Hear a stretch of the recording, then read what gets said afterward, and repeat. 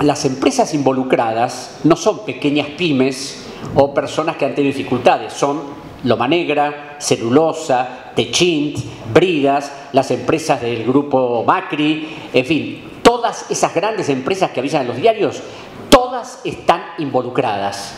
todas fraguaron deudas, todas fueron auditadas por los peritos. Esa es la deuda que el Estado argentino ha pagado por ellos desde 1982 hasta el día de hoy. Bueno, ¿qué hizo la procuradora cuando recibe la notificación de la justicia?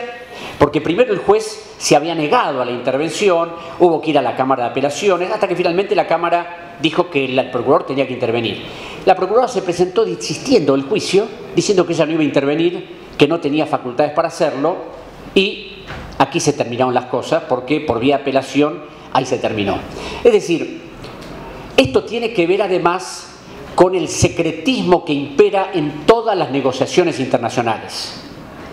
donde el gobierno nacional firma, pero nadie conoce lo que firma, y el último acuerdo con el Club de París es un claro ejemplo de ello. El jefe de gabinete de ministros, Jorge Milton Capitanich, declaró que el acuerdo no iba a ir al Congreso, y analizando el acuerdo y analizando las cifras del Club de París, además que exactamente el 58% es deuda original de la dictadura, la demás son préstamos celebrados durante la gestión de Carlos Menem, el del 92 en adelante. El cálculo hecho por el mismo Ministerio de Economía daba una deuda con intereses incluidos al 30 de septiembre del año pasado de 6.100 millones de dólares. Sin embargo, el arreglo fue por 9.700,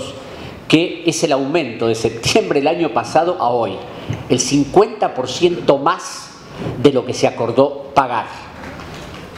Y esto del secretismo no es nuevo, porque todos los documentos de endeudamiento al Congreso Nacional se le informa nada más a través de la ley de presupuesto lo que se va a emitir de bonos, pero no lo que consta en los bonos. Y cuando uno lee los decretos firmados por Carlos Menem y todos los posteriores, ahí simplemente se establece en líneas generales cualquier proceso de endeudamiento, lo que se va a emitir, las sumas y la autorización al ministro de Economía general para que realice operaciones con los acreedores. Ahora, cuando uno va a los anexos documentales, va a los Trust Inventory, que son los documentos que se firman, ahí están todas las cláusulas de renuncia. Renuncia a la inmunidad soberana, prórroga de jurisdicción, aún, como en el caso del plan Brady, renuncia al derecho de defensa.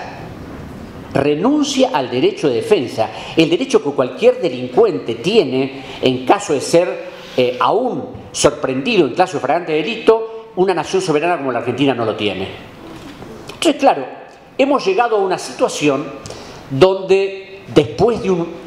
mal canje en el 2005, donde se quitó por un lado y se dio por el otro, y donde la deuda ni remotamente bajó el 70%, como sostiene la presidenta reiteradamente, se hizo un nuevo canje fraudulento en el año 2010, denunciado por Claudio Lozano y por Pino Solanas, con pruebas, con evidencias que fueron al principio ocultadas por el gobierno hasta que de alguna manera tuvieron que transparentarla, como en el caso de Arcadia, pero eso sigue silenciado porque ahora Vudú se lo enjuicia por una cuestión menor, donde no ha habido perjuicio al Estado Nacional, más allá que pueda ser un delito el problema de lo que ha hecho él como funcionario público y todo lo demás. Los medios se olvidan que hay una causa en ese mismo juzgado de Aguil Lijo por 12.500 millones de dólares, donde está involucrado el vicepresidente de la Nación, pero no, hablan de lo de Chicone, que no excede los 100 millones de pesos, y es una cuestión donde el Estado no ha tenido perjuicio alguno. Porque ese es el problema, las cosas se manejan así por el enorme desconocimiento que existe sobre la deuda, porque lo que pueda decir Claudio, que puedo decir yo, que puede decir algunos, en algunos medios muy acotados, es permanentemente silenciado. Ahora el tema de la deuda estalló. ¿Por qué estalló? Por lo de Griesa, estalló porque el gobierno va a pagar y va a volver a endeudarse para pagar, y por supuesto ese endeudamiento lo va a recibir el próximo gobierno y lo vamos a pagar todos los argentinos. No es una cuestión de disposición de fondos del gobierno, sino la necesidad que tiene de que no se caiga la operatoria financiera. Y a algunos seguramente les habrá extrañado que por qué los grandes bancos, el Fondo Monetario, el gobierno norteamericano apoyan al gobierno argentino. Lo apoyan porque no quieren que se les caiga ese canje, no quieren que se les caiga ese gran negocio que se hizo a costillas de los argentinos, que por estas particularidades que tenemos como abogados defensores a los abogados de los acreedores históricos del país. Porque nuestros abogados actuales son abogados del Citibank, de Morgan, del Bank of America. Y el presidente Correa, cuando yo le entregué una carpeta con los antecedentes de lo que eran, a las 48 horas dejaron de ser abogados del Ecuador. Esto que hablaba recién, ya termino, Pablo, del tema de la auditoría, que ha sido planteado reiteradamente en el 2010 en el Congreso, jamás fue tratado porque siempre el oficialismo y por supuesto la oposición mayoritaria, la Unión Cívica Radical, trató de que esto jamás trascendiera.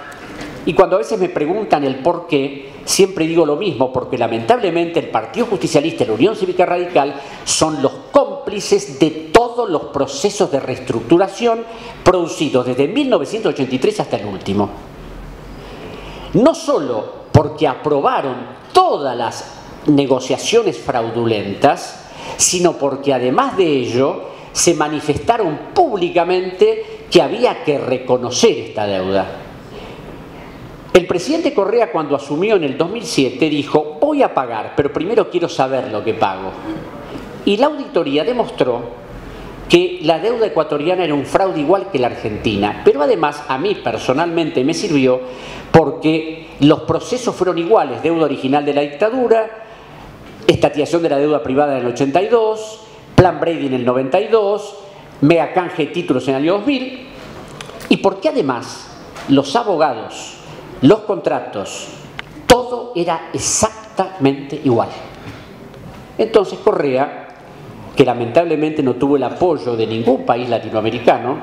porque parece que las solidariedades son solo políticas, pero en cuestiones económicas la cosa cambia,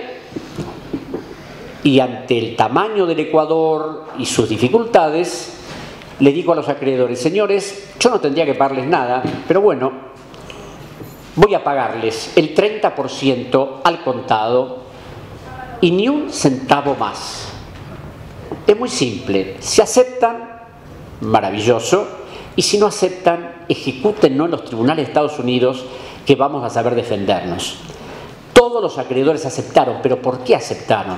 Porque Correa tenía exactamente 14.000 fojas de un dictamen donde se establecía minuciosamente todo ese proceso de fraude, con documentos que encontramos en los archivos confidenciales, donde estaban las amenazas, las cartas extorsivas, la complicidad del Fondo Monetario, del Banco Mundial, o sea, todo el proceso de cómo se había configurado. Entonces,